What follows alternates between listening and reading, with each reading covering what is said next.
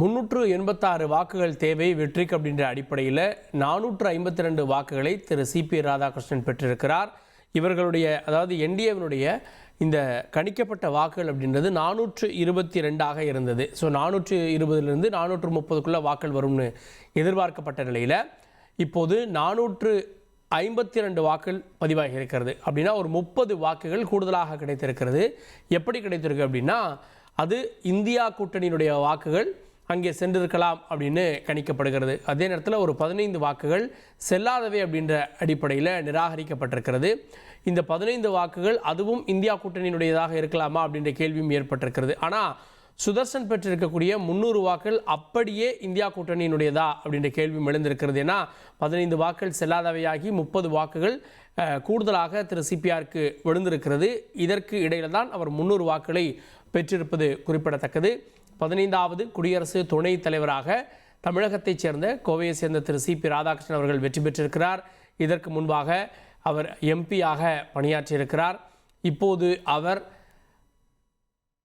துணை குடியரசுத் தலைவர், துணை ஜனாதிபதி அப்படின்ற அந்தஸ்தில் இருக்க போகிறார். மாநிலங்களவையை வழிநடத்தக்கூடியது துணை குடியரசுத் தலைவர் தான். மாநிலங்களவையில் எல்லா உறுப்பினர்களையும் நேரம் கொடுப்பது, எல்லா உறுப்பினர்களுக்கும் சம வாய்ப்பு வழங்குவது, அவர்களுடைய மொழிகளை புரிந்து கொள்வது, அவர்களுடைய கருத்துக்களை கேட்பது அப்படின்ற பெரும்பணி அவருக்கு காத்திருக்கிறது.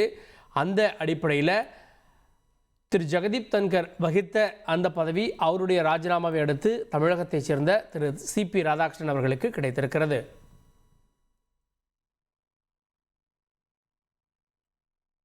இந்த ஒரு சூழலில் இன்று இரவு பிரதமரை திரு சிபி ராதாகிருஷ்ணன் சந்திக்க இருக்கிறார் அப்படின்ற தகவலும் கிடைக்கப்பட்டிருக்கிறது.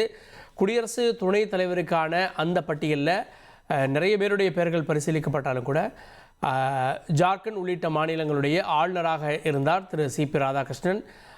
அவருக்கு இந்த வாய்ப்பு வழங்கப்பட்டிருக்கிறது. தொடர்ந்து நம்முடைய பாஜக மாநில தலைவர் திரு நயினா நாகேந்திரன் இணைந்திருக்கிறார். சார் வணக்கம். தமிழகத்தைச் சேர்ந்த திரு சிபிஆர் இப்போது குடியரசு துணைத் தலைவராக இருக்கிறார். உங்களுடைய வாழ்த்து செய்தி என்ன?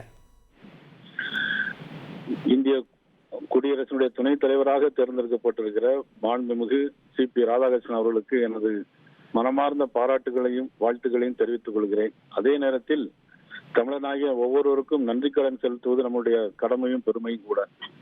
தமிழருடைய பெருமையும் கலாச்சாரத்தையும் பண்பாடையும் பேணி காக்கின்ற மாபெரும் தலைவராக இந்திய நாட்டினுடைய பிரதம அமைச்சர் மாண்புமிகு நரேந்திர மோடி அவர்களுக்கு எனது நன்றியை ஒட்டுமொத்த தமிழர்கள் சார்பாக தெரிவித்துக் கொள்ள கடமைப்பட்டிருக்கிறேன். எங்களது அகில இந்திய தலைவர் JP நட்டா அவர்களுக்கும் எங்களது மாண்பு உள்துறை அமைச்சர் அமித்ஷா அவர்களுக்கும் மனமார்ந்த நன்றிகளை தெரிவித்துக் கொள்கிறேன். ஒரு நல்லவரை, ஒரு தகுதியான நபரை இந்திய நாட்டினுடைய குடியரசு துணைத் தலைவராக தேர்ந்தெடுத்தமைக்கும் சர்வபள்ளி ராதாகிருஷ்ணனுக்கு பிறகு மதிப்புக்குரிய வெங்கட்ராமனுக்கு பிறகு இன்றைக்கு 3வது தமிழராக நமது மாண்புமிகு சிபி அவர்களை தேர்ந்தெடுமைக்க மாண்பு பிரதமர் அவர்களுக்கு மீண்டும் நன்றியை தெரிவித்து அவர்களுக்கு பாராட்டுகளையும் வணக்கங்களையும் நான் தெரிவித்துக் கொள்கிறேன். கட்சியில அவருடைய பணிக்கு கிடைத்திருக்கக்கூடிய அங்கீகாரம் அப்படின்னு நம்ம பார்க்கலாமா? கட்சி ரீதியாக அவருடைய அவர் மற்றவர்களிடம் பழகக்கூடிய விதம் இதெல்லாம் எப்படி இருக்கும்? இப்போ அவர் மாநிலங்களவையே கையாள போகிறார். அவருடைய பணி எப்படி இருக்கும்னு நினைக்கிறீங்க? அவர் மிகவும் திறமையானவர் மட்டுமல்ல, நேர்மையானவரும் கூட. தனது 16 வயதிலிருந்து RSSலே தன்னை இணைத்துக் கொண்டு நமது கலாச்சாரத்தையும் பண்பாட்டையும் பேணி காக்கின்ற அதே நேரத்தில் 98ஆம் ஆண்டு நடந்த பாராளுமன்ற தேர்தலில் அவர் போட்டியிடுகின்ற போது மிக ஒரு பயங்கரமான வெடிவிபத்து, பயங்கரவாதத்தை எதிர்த்து தான் அவர் அந்த நேரத்திலே வெற்றி பெற முடிந்தது.